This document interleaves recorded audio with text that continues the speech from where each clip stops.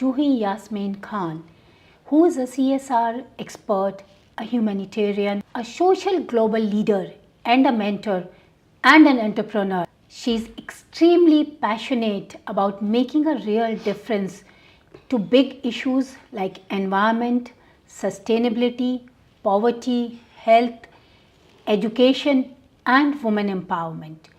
She is the founder and managing director of Future Philanthropist CSR Initiative Company, JYK Community and Hospitality Services, EcoWalk Climate Action Services, and Women Helping Women. Due to her knowledge and experience in her field, Juhi has been requested to become advisory board and judge of various platforms. She has received awards related to businesswoman empowerment, CSR, climate change, and sustainability. Welcome on board with International Women Board of Directors, Juhi. Thank you so much for having me. It's an honor. We see very less women when we talk about humanitarian or CSR initiatives. Yeah. Juhi, can you provide a brief overview of your journey as a woman leader in the corporate CSR world? Highlight some key milestones and share how do you see a CSR landscape evolving for women in leadership roles? Yes, so you have asked me a very good point actually. So my journey was like, I can say it's a beautiful journey when it comes to giving back to the society or doing humanitarian activities, which is definitely, as a woman, it is inbuilt in us, the compassion for the people who are in need or anything. So I can say that as a, like you're calling me as a woman leader, but I don't consider myself at that position where I can call myself a leader. I'm still learning lot of things actually right now. But yes, my journey was very, I can say for myself it's insightful because I was in a completely different field before. I was into fashion earlier. Then I have seen a lot of people around me was needing it at that time, some kind of help, some kind of support, which I feel even the CEOs of the companies or the leaders of the companies or from the, like you can say from a ground level to the higher level, you need help at some point or the other in your life, you know.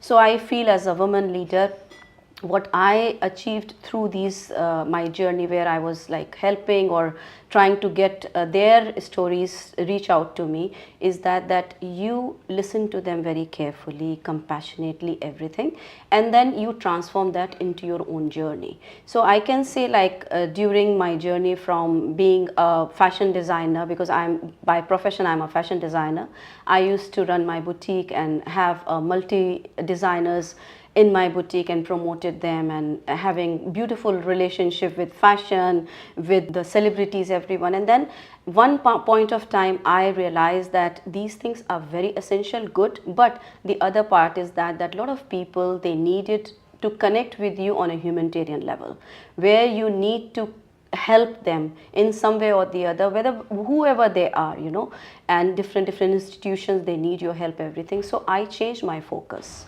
So what challenges have you faced in your journey moving from a very, I would say from a very glamorous industry to something which is more empathetic and where you are, I know that you are doing some excellent work with blue collar laborers and with the people who are really in need. But definitely there must have been a lot of challenges in your journey to this. Yes, definitely. It's a very valid question which you have asked me, what moved me. I can say the loss of my father moved me.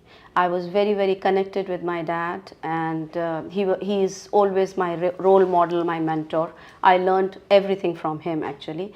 When I lost him in my life, and that was my turning point. At one point of time, I have not even opened the door of my boutique for over like few months when I lost my dad. I was totally in myself only because it was a great setback for me, because I was in a denial that how come it happened to me, you know. And then that phase of my life when I was grieving for my loss of my dad, I have come to know about the other people's grief as well, you know, their pain, what they're going through, everything.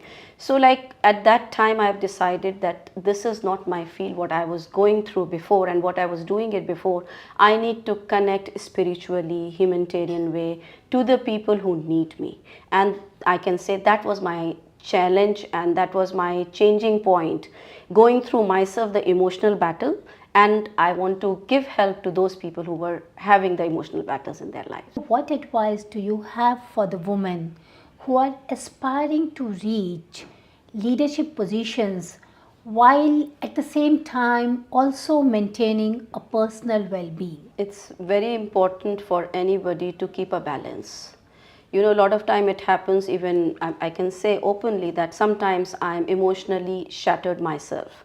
But when other women or other people, they come to me in my office and they tell me their own stories, then I forget my pain. And then I focus only how I can help them and how I can go out of my way to make their worries go away, or at least to guide them, to help them to reach out to the concerned departments or concerned authorities or concerned people, how I can eliminate the pain from their lives while I'm going through my own emotional battles at one side. So I think we as a woman, we have a capacity by Almighty Allah, I can say that He has given us the compassion, the capacity of bearing whatever the amount of the challenges you have or whatever. But if your focus is to eliminate and to reduce the pain from the other people's life, you can do that and you can achieve